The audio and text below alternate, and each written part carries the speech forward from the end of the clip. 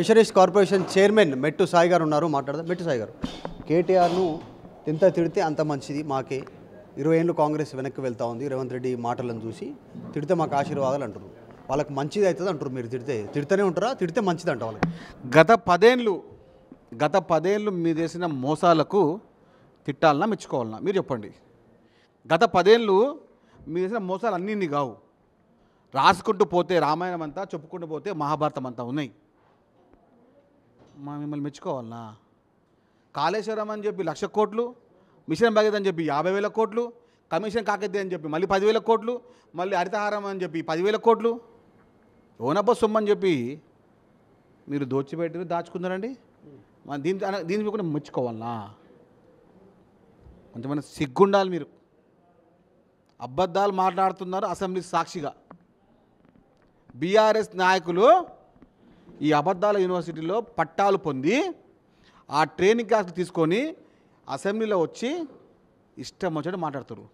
అబద్ధాలు మాట్లాడితే అబద్ధాలు తెల్లారికి నిజాలు అవుతాయా? చెప్పండి, నిజాలు అవుతాయా? 1,00,000 ఓట్లు కాళేశ్వరంలో పెట్టి నిజం కాదా? మిషన్ కాకతీయ అని చెప్పి నిజం కాదా?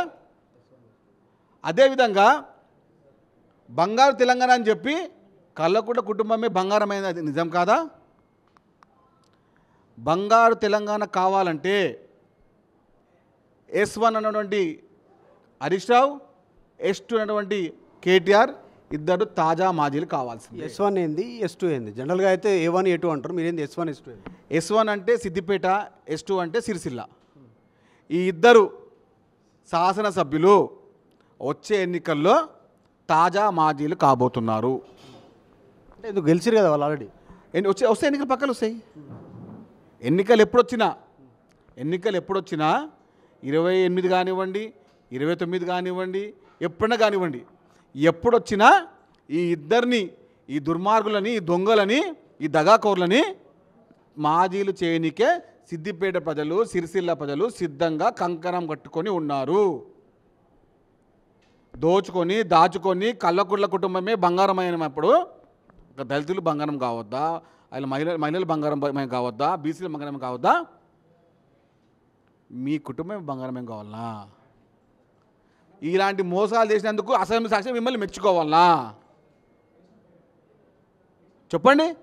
కాగ్ లెక్కలు మీకు అర్థమవుతలేదు అనేటువంటి సోషల్ మీడియాలో ప్రచారం జరుగుతోంది.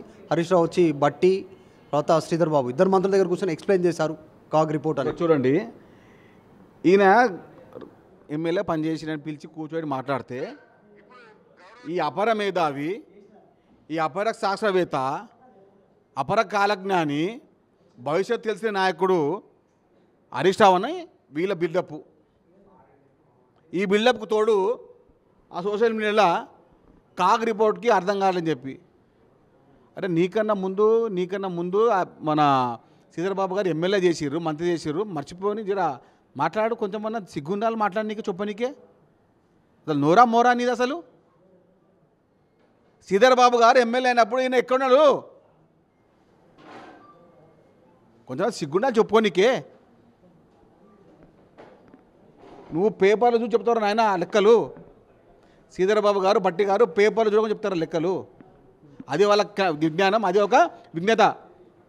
ఏదో చెప్పి నిన్ను పిలిచి గౌరవంగా నీ పక్క నుంచి మాట్లాడితే కాగు రిపోర్ట్ అర్థం కాలని చెప్పి ఈ చిల్లర పనులు మానుకోండిగా. చిల్లర గాన్లు ఇదేం చిల్లర బతుకులు ఇవి?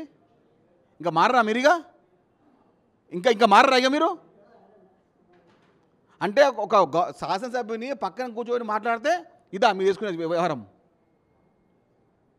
2004లో నువ్వు 5లో ఎమ్మెల్యే అయినావు హరీష్ రావు, నీకన్నా ముందు శ్రీధరబాబు ఎమ్మెల్యే అయినారు, మంత్రి చేసినారు.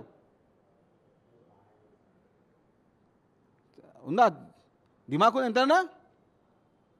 2009, 14, 18, 4 కంటూ ఎమ్మెల్యే ఎవరు? బట్టి విక్రమ గారు, మాజీ ఐఏఎస్ ఆఫీసర్గా పనిచేసిన వాళ్ళు, అంటే సివిల్ సప్లైస్లో. అంత పెద్ద విజ్ఞానం ఉండి ఆయన తెలియదు అనుకుంటారా? అరే ఏమన్నా సిగ్గులేని మాట మారుతారండి అందరిలో. ఇదా? ఎన్ని అబద్ధాలు మాట్లాడి నిజం కావు హరీష్ రావు, కేటీఆర్. మీ దుర్మార్గాన్ని తెలంగాణ రాష్ట్రపతి గ్రహించారు